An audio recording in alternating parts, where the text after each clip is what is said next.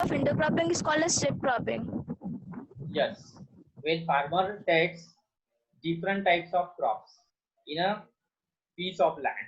Alternate rows. Right, in a alternate rows, such farming is called strip farming या strip cropping. Strip cropping. Right. So strip cropping का main advantages क्या है बेटा? What is the main advantages of strip cropping? Yes, Dhruv. Sir एक ही land पे अगर एक ही तरह का प्लांट लगाएंगे तो उस प्लांट को जो न्यूट्रिएंट लगते हैं वो खत्म हो जाएंगे। और अगर अलग अलग लगाएंगे तो उसको जो न्यूट्रिएंट चाहिए वही खत्म होंगे, फिर हम उस जगह पे दूसरे और अलग अलग प्लांट लगा सकते हैं। राइट, ये एक हो गया कि हम अगर एक ही टाइप के क्रॉप को एक ही जगह पे क्या करेंगे, कल्टीवेट करेंगे, तो उससे उसको लगने वाली जो न्यूट्रिएंट्स है वो कुछ दिनों में क्या हो जाएंगे, खत्म हो जाएंगे और बाद में हमें उसका प्रोडक्शन अच्छा नहीं मिलेगा। ये एक उसका डिसएडवांटेजेस है। तो इसको रोकने के लिए हम क्या करते हैं, स्ट्रिप क्रॉपिंग को यूज करते हैं ताकि अलग अलग प्लांट का, अलग अलग क्रॉप का अलग अलग रिक्वायरमेंट होता है। और दूसरी चीज क्या होता है, जैसे हम जो हमारे यहाँ पे पल्सेस क्रॉप को लिया जाता है, पल्सेस पता ही है आप लोगों को। तो अदर देन जो अरहर होती है, अरहर तूर जिसको बोलते हैं, अगर तूर को छोड़ दिया जाए तो बाकी जो पल्सेस होती है तो उसमें मतलब सॉइल की फर्टिलिटी को ग्रो करने की क्या होती है, कैपेसिटी। वो जो हमारे एयर का जो नाइट्रोजन होता है, उस नाइट्रोजन कंटेंट्स को क्या करती है, नाइट्रोफिक्सेशन बैक्टीरिया की मदद से वो हमारे सॉइल में उसकी क्या होती है, ग्रोथ प्रॉपर। तो इसीलिए स्ट्रिप क्रॉपिंग में हमने जो पल्सेस की जो क्रॉप है उसको भी लेना चाहिए। तो ये इस एक चीज को भी यहाँ पे आप ऐड कर सकते हो एज एन एग्जाम्पल कि पल्सेस को वगैरह स्ट्रिप क्रॉपिंग में लिया जा सकता है to increase the fertility of our soil. इसमें स्पेसिकली हम नाइट्रोजन के कंटेंट्स को बढ़ाते हैं। नाइट्रोजन आपको पता ही होगा, नाइट्रोजन फॉस्फेट जो बोलते हैं।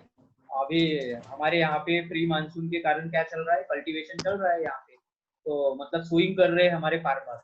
तो अभी शुरुआत के दिनों में ही क्या करते हैं, वो नाइट्रोजन और फॉस्फेट को प्रोवाइड करते हैं। अगर आपके घर में खेती हो तो आप आपके पेरेंट को पूछ सकते हो। तो पहले जो लोग क्या करते थे, पहले मतलब कुछ सालों पहले, 10 या 15 सालों पहले, हमारे रूरल एरिया में जो लोग सोइंग करते थे प्री मानसून शावर के साथ में, तो वो लोग जैसे मूंग हो गया, उड़द हो गया या बाकी जो पल्सेस है, तो उनको स्ट्रिप क्रॉपिंग में यूज करते थे। और उसकी वजह से नेक्स्ट ईयर में उस स्ट्रिप में जो भी जिस भी क्रॉप को लेते थे तो वहां पे नाइट्रोजन कम डालना पड़ता था उनको, क्योंकि नाइट्रोजन वहां पे नेचुरली क्या हो जाता है, फिर ग्रो हो जाता है। तो ये बात यहाँ पे याद रखना है। इसके अलावा हम बात कर सकते हैं इसमें कि मुझे पूछना था आप लोगों को कि किन कंडीशन में हम सॉइल को क्या कर सकते हैं, कॉन्जर्व कर सकते हैं। सॉइल को कॉन्जर्व करने के लिए हम मतलब सॉइल इरोजन वगैरह रोकना है हमको, तो हमें क्या करना चाहिए? Tell me some measures. Yes, anybody? Yes, anybody?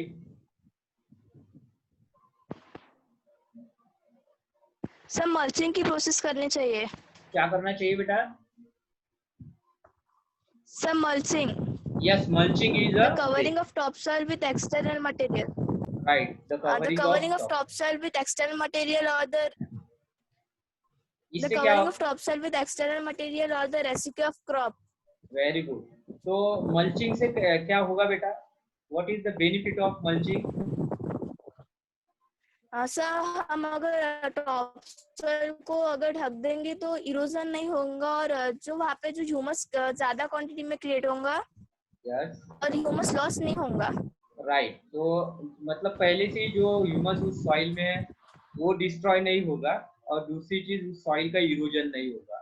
ये दोनों चीजों को यहाँ पे रोका जा सकता है by properly covering the top layer of the soil by using the external material, जैसे या तो फिर उस आफ्टर कल्टीवेशन जाता है रेसिड्यू क्रॉप के, उसी से हम उसको क्या कर सकते हैं, कवर कर सकते हैं, डिड्यूस कर सकते हैं। राइट, और अदर देन मल्चिंग हम और क्या कर सकते हैं बेटा? बहुत सारी चीजें मैंने डिस्कस की है आपके साथ में।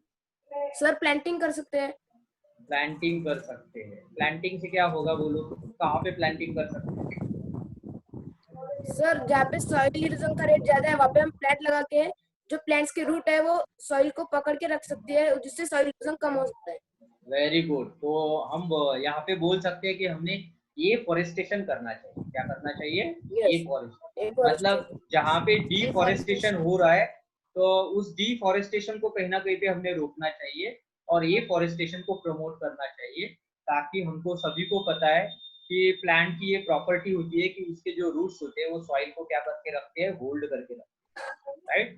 पकड़ के तो रखते और ग्रास, उसके साथ साथ में हमने ग्रासलैंड पास्चर्स को भी क्या करना चाहिए, एक्सटेंड करना चाहिए, उसको भी प्रॉपरली ग्रो करना चाहिए। और इसके अलावा जो फॉल्टी मेथड्स है फार्मिंग की, बैड प्रैक्टिसेस जो है फार्मिंग की, उसको रोकना चाहिए। और जो हमारे फार्मर्स है उनको मॉडर्न टेक्निक्स के बारे में बताना चाहिए। तो जैसे वो ट्रेडिशनल वे से वाटरिंग करते हैं फील्ड में या फार्म में, तो उसकी जगह पे इरिगेशन या ड्रिप स्प्रिंकलर, जो ड्रिप स्प्रिंकलर है, स्प्रिंकलर्स। तो उसको वहाँ पे एज एन इरिगेशन यूज करना चाहिए। इसके अलावा जहाँ पे स्लोप एरिया है वहाँ पे काउंटर फ्लोइंग करना चाहिए, राइट। मतलब जहाँ पे स्लोप है तो स्लोप के परपेंडिकुलर क्या करना चाहिए, वहाँ पे फ्लोइंग करना चाहिए ताकि सॉइल इरोजन ना हो। इसके अलावा हम शेल्टर बेल्ट्स को क्या कर सकते हैं, डेवलप कर सकते हैं। आपका जो भी फार्म एरिया है उसके बॉर्डर एरिया में, बाउंड्री एरिया में आप क्या कर सकते हो, बड़े बड़े ट्रीज को या एक ट्रीज का एक प्रॉपर हाइट का एक पैटर्न वहाँ पे क्या कर सकते हो, आप प्रोड्यूस कर सकते हो। जिससे क्या होगा, जो बहुत ज्यादा जब विंड ब्लो होती है तो उसको रोका जा सकता है, और उससे सॉइल का और जो आपके क्रॉप का जो नुकसान होने वाला है उसको भी रोका जा सकता है। इसके अलावा क्या कर सकते हो आप, और कुछ मेथड्स अगर आपको पता हो तो? Yes, other than this.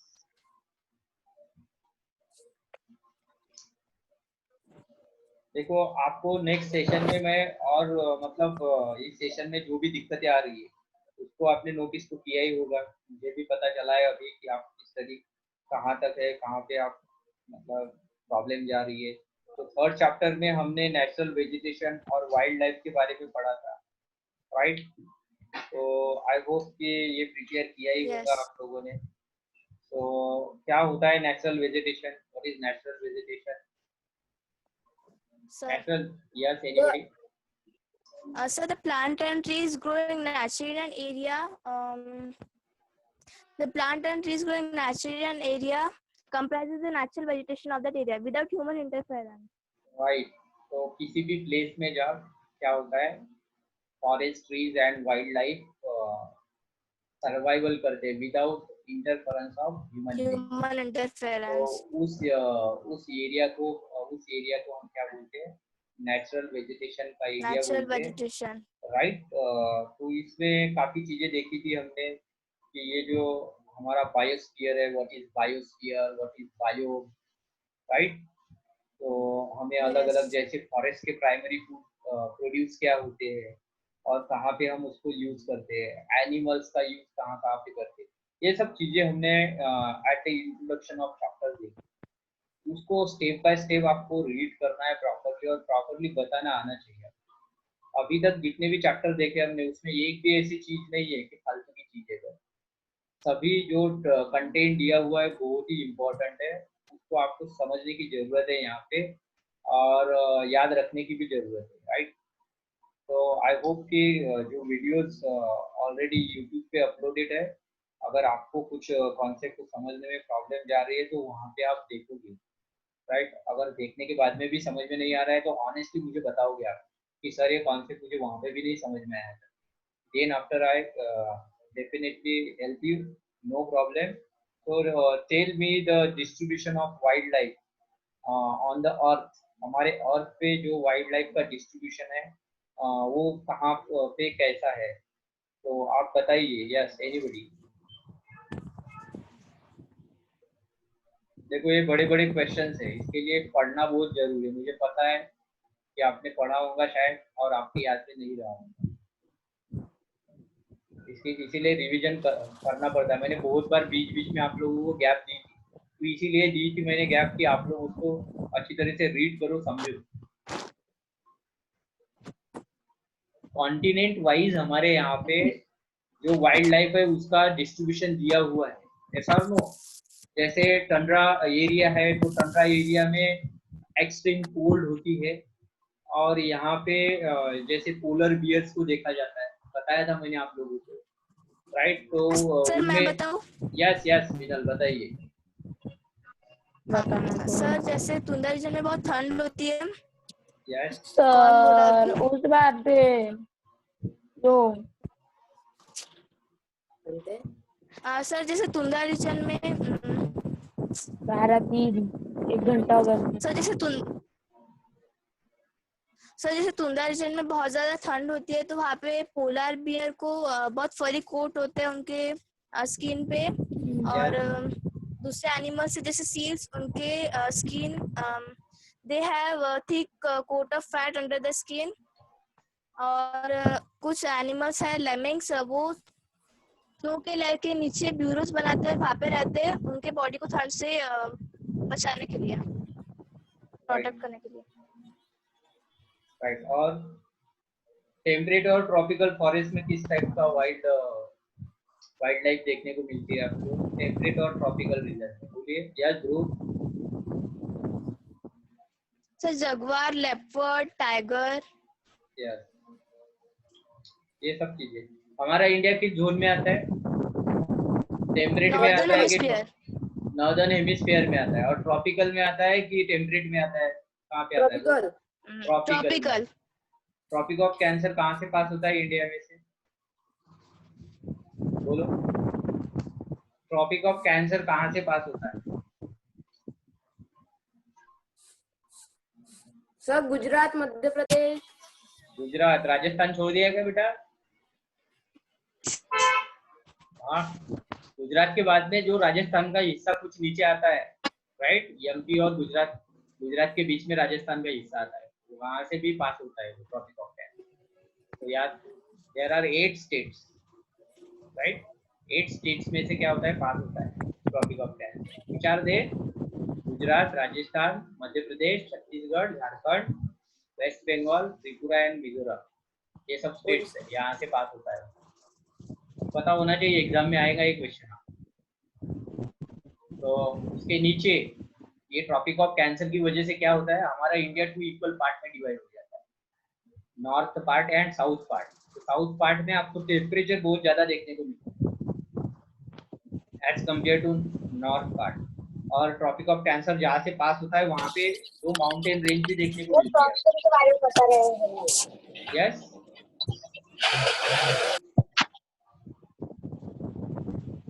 अभी किसी ने कुछ पूछा था? यस,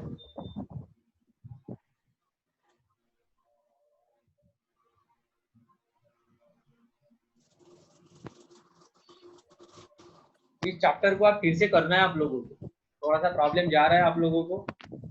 और चैप्टर के लास्ट में वहाँ पे अलग अलग मतलब नेशनल पार्क, बायोस्फीयर, रिजर्वस्फीयर, सेंचुरी के बारे में आपको मैप में वर्क दिया था, तो मैप वर्क करके भी भेजना था आप लोगों को। आप लोगों ने देखो, पहली बात तो ये एक्सरसाइज सॉल्व नहीं की है, तो एक्सरसाइज सॉल्व करो आप, ओके। और एक्सरसाइज सॉल्व करने के बाद जो भेजूंगी सेंड करो। और इस चैप्टर वो एक्सरसाइज फेयर में लिखे क्या? हाँ, फेयर में लिखना है बेटा, नो प्रॉब्लम। अभी स्कूल जब चालू होंगी आपकी, हाँ, तो न्यू कॉपी से लिखो, न्यू कॉपी से लिखो, नो प्रॉब्लम। जिनके पास में ओल्ड बुक नहीं सर, पर अभी यस, हाँ अभी न्यू टेक्स्ट बुक्स लिए है ना स्कूल से, तो फिर वो एक्सरसाइज और एक्सरसाइज अलग है ना, डिफरेंट है। कोई डिफरेंट नहीं है बेटा, वो टॉपिक एक जैसा ही है। अगर आप बहुत अच्छी तरह से इसको पढ़ते हो तो आपको दोनों चीजें एक जैसी देखने को मिलेगी। क्वेश्चन बदलने से टॉपिक नहीं बदलेगा। देखो, हिमालय माउंटेन अभी न्यू टेक्स्ट बुक में क्या अलग से दिया होगा क्या? जो भी चीजें सर वही है, पर फिर हाँ यस बोलो सर, फिर स्कूल लगने के बाद फिर और न्यू बुक में के भी क्वेश्चन लिखने पड़ेंगे। अरे लिखने पड़ेंगे तो देखो, आपका ज्योग्राफी का सब्जेक्ट मेरी तरफ है, नो प्रॉब्लम है। अभी हमने इस वैकेशन में जितने भी क्लासेस, तो उसका आउटपुट चाहिए मुझे आपके फेयर कॉपी में। जिसके पास जो बुक है, जहाँ पे जो क्वेश्चंस दिख रहे हैं आपको, उसको लिखना है उसमें। जब स्कूल शुरू हो जाएंगे तो बाद में अलग से आपको मैं बताऊंगा, सिर्फ चैप्टर का नेम डालोगे आप, जो नए से क्वेश्चंस आएंगे उसको लिखोगे बाद में। सबका तब के लिए छोड़ दो, राइट? सर एक्सरसाइज से ज्यादा तो yes, what exercise? Sir exercise 5 है, आपने जितने भी लेसन पढ़े उसके पर लिखी नहीं है। क्या बेटा ध्रुव? सर आपने जो 3 लेसन पढ़ा है उसकी एक्सरसाइज लिखी है, एक्सरसाइज फाइंड की है पर लिखी नहीं है। एक्सरसाइज सॉल्व किए लेकिन लिखी नहीं है। अच्छा, लेकिन है तो लिखो ना, फिर आप फेयर कॉपी में लिखिए, फेयर कॉपी में लिखिए और फोटो निकाल के भेजिए, मुझे सेंड कीजिए। मुझे पता तो चलना चाहिए किन लोगों ने किया, किन लोगों ने नहीं किया। देखो, आप जो भी वर्क करोगे आपका वर्क ऑयल वेस्ट नहीं होगा, इससे आपका ही फायदा होगा। आपकी हैंडराइटिंग दुरुस्त होगी। हैंडराइटिंग के ऊपर में अभी आप इस साल क्या कर सकते हो, कोशिश कर सकते हो, आने वाले 1 साल और कोशिश कर सकते हो। जब बोर्ड के क्लास में चले जाओगे आप, तब हैंडराइटिंग के ऊपर में काम करने के लिए आपको मौका नहीं मिलेगा।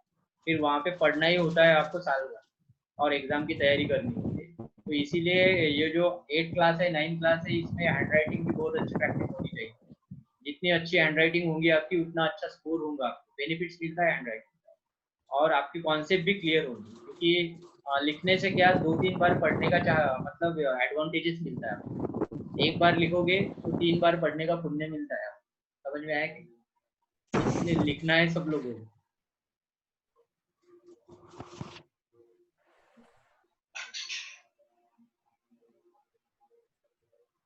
तो ठीक है, यहाँ तक जैसे मैंने बताया था, मैं आपको एक लिंक सेंड कर रहा हूँ ग्रुप पे। सभी लोग 10th क्लास का चैप्टर नंबर 1 ज्योग्राफी उस वीडियो को देखोगे, और उसके जो पार्ट है 1, 2, 3, 4 यस सर। उनको भी देखोगे। भले ही फर्स्ट टाइम में हो सकता है आपको समझने में थोड़ी सी डिफिकल्टी जाए, अगर फर्स्ट टाइम में समझता नहीं तो सेकेंड टाइम थोड़ा सा समय निकाल के फिर से देखिए और पूरा देखिए, ठीक है? और बार बार देखने के बाद में भी अगर समझ में नहीं आता है तो मुझे मैसेज कीजिए कि सर ये पोर्शन हमको समझ में नहीं आ रहा है। तो जो भी चीजें सिलेबस में है वो सब चीजें वहां पे मैंने कवर की है। आप ऐसा बिल्कुल भी मत सोचो कि ये 10th का वीडियो और हम क्यों देखें, ये दिमाग में से निकाल लो बात। आप 10th का ही तो सिलेबस आपके सिलेबस में देके रखा है इस साल, जो मैंने देखा था, राइट? और आगे जाके आपको बेनिफिट मिलेगा उसका, तो उस वीडियो को देखना है। और किसी को कुछ पूछना हो तो पूछ लो अभी मुझे। सर 10th क्लास की ज्योग्राफी की बुक एनसीईआरटी की है क्या? हाँ, 10th क्लास की एनसीईआरटी की बुक से बेटा, एनसीईआरटी का ही सिलेबस होता है।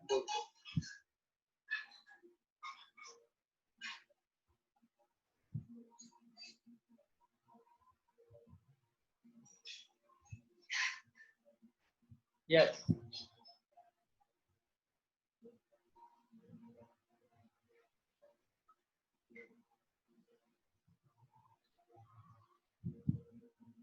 आवाज नहीं आ रही किसी की।